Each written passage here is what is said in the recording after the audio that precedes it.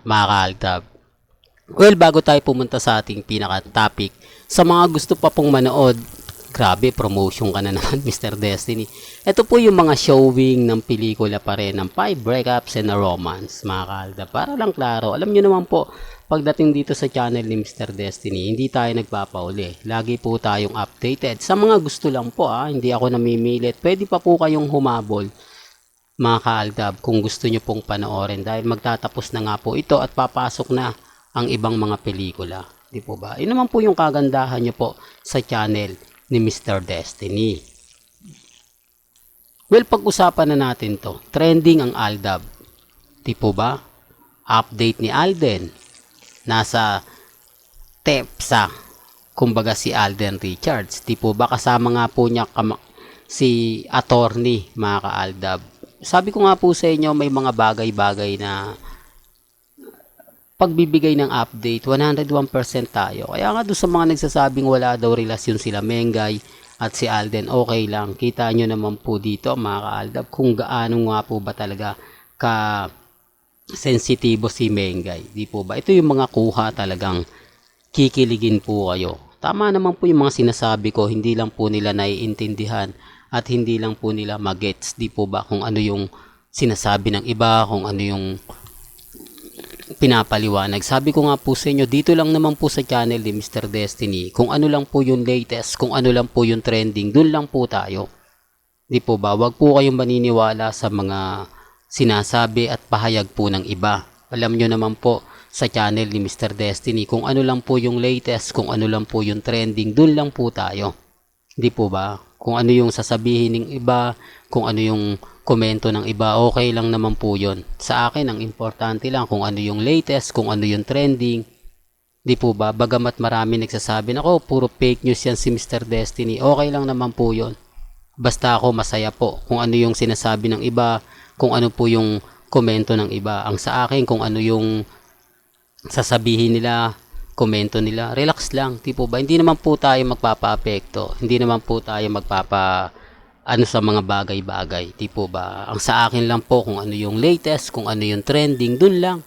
Wag po kayong basta-basta maniniwala sa mga ganito, ganon, ganyan, ganito, di po ba? Ang sa akin lang po, kampante lang tayo, di po ba? Tayo naman po yung wagi sa laban, tayo naman po yung panalo. Mainit lang po ang ulo nila kasi Aldab kumbaga, gaya nga po ngayon, sinasabi ko, trending si Mengay, trending si Alden, affected. Naku, ganito ganyan po ba? Sa Instagram, sa Twitter, lalo na po sa Facebook. Sinasabi ko lang po ito para po sa kaalaman ng lahat. Di po ba? Alam nyo naman po yung team abroad, supportado po tayo. Mabuhay po kayo dyan, lalo na po yung Hong Kong community sa Aldab. Silent lang po yan. Pero darating yung point, mga ka-Aldab, na lalabas at lalabas yan. Oo, marami tayong mga sinasabi na hindi ka naman sigurado, hindi po ba? Kasi mahirap po talagang kumbaga pilitin. Sabi ko nga po sa inyo, nag-deactivate po muna yung iba, nag-aantay lang. Si Mengay naman po kasi hindi talaga nagpo-post sa Instagram Bihira din po sila mag-post. Kaya ang ginagawa nila, hindi na lang sila tumitingin kasi alam naman po natin ang mga army, ang karamihan Alden fanatics, kapag may na-link, nagpe-fiesta na naman po sila. Hindi po ba? Real talk, mga ka-Aldab, may bago na namang eto nga po si Beauty Gonzales sa issue na naman kay Alden. Mag-guess po kasi si Alden daw sa walang matinik na misis. Ano ba yan? Walang matinik na pulis ang gulo mo, Mr. Destiny. Walang matigas na pulis sa matinik na misis, mga ka-Aldab. Mag-guess daw po doon, tapos ganito ganyan, etc. etc. Sabi ko nga po sa inyo, tignan na lang po natin, di po ba? Mahirap naman pong magsabi tayo ng ganyan, di po ba? Tapos wala naman tayong resibo. Pero gaya na sinabi ko, meron po akong post noon na magsasabi at magpapatunay. Ganyan naman po yung post ni Mr. Destiny o yung mga update ni Mr. Destiny. Hindi naman po ako ganito, ganyan, etc. etc. Di po ba? Ang sa akin lang po, kung ano lang po yung latest, kung ano lang po yung trending, doon lang po tayo. Di po ba? Wag po kayong maniniwala agad-agad sa mga pahayag, sa mga sinasabi ng iba. Di po ba? Relax lang. Darating naman po yung point mga kaaldab na ako yung wagi, ako yung panalo. Di po ba? Tapos sasabihin nila, oh, tigil mo na yan, Mr. Destiny, fake news ka. Lahat ng mga balita mo hindi totoo, lahat ng komento mo hindi totoo. Darating yung point mga kaaldab na kumbaga dito ka lang, ganun ka lang, di po ba? Sinasabi ko lang po ito para po sa kaalaman ng lahat.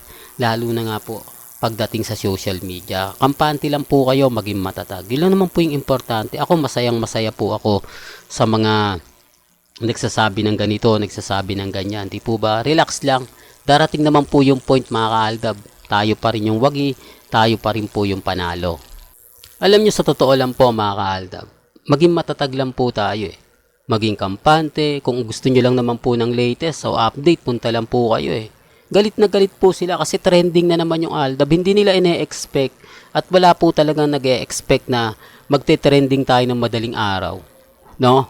Ang dami kasing Aldab talaga team abroad. Alam niyo sa totoo lang po, yung team abroad, yan po talaga yung malakas.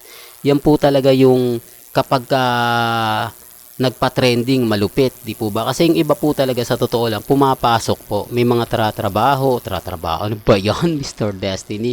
Ibig kong sabihin, nagtatrabaho. Kumbaga, bago sila pumasok, syempre, magpo-post muna sila, kumbaga magpapa-trending, di po ba, hawak muna yung cellphone, pero pagdating na sa trabaho, syempre, wala na pong cellphone. Kumbaga, tinitignan na lang nila kung may mga tawag na importante, di po ba, hindi na sila gaano tumitingin pa sa mga Instagram, at pag uwi naman po ng hapon, di po ba, kabisado ko na po yung sabi ko nga po sa inyo, yung mga nagsasabi na fake news ako, na baguhan lang ako. Hindi, si Mr. Destiny, baguhan lang yan eh. Kumbaga, hindi naman totoong Aldab yan. Hindi naman totoo ngayon. Ginagamit niya lang. Huwag po kayo maniniwala. Alam po natin, mga ka-Aldab, kung ano nga po talaga yung nangyayari. Kasi hindi nga po sila makalusot sa akin eh. Kapag may issue, nababasag po natin sila.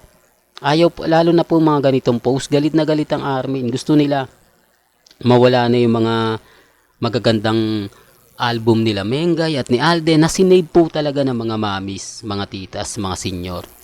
Di po ba? Tapos ngayon, sinasabi nila, pinopromote ko raw kay Mengay, kay Sharon at kay Alden dahil mga mamis. Totoo naman po, di po ba? Yung istorya po noon para po sa mga magulang at sa mga anak na kumbaga mapapaiyak ka, di po ba na may plano ang anak sa ina, tapos yung ina naman may plano rin sa anak na ganito ganyan. Ang ganda nga ng istorya eh. Pero gaya sinabi ko, hindi ako namimilit, hindi ko po kayo pinipilit na panoorin nyo to. Kayo pa rin po magde-decide kasi marami pong pagpipilian talaga, 10 yun eh.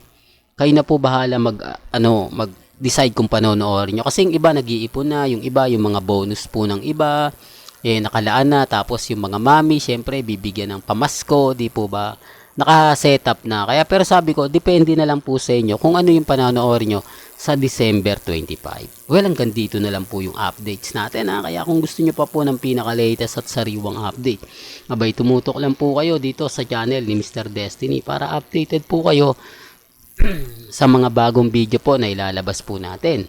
Kaya kung bago ka lang sa channel na to, at isa kang true-blooded Aldab Nation na nagmamahal po kila Mengay at Isoy, tama po ang channel na pinuntahan mo. Kaya consider na po kitang bagong subscriber. At huwag mong kalimutang i-share ang mga video po natin sa mga mami, sa mga titas, at sa mga senyor. Hanggang sa muli, salamat po sa panonood at pakikinig.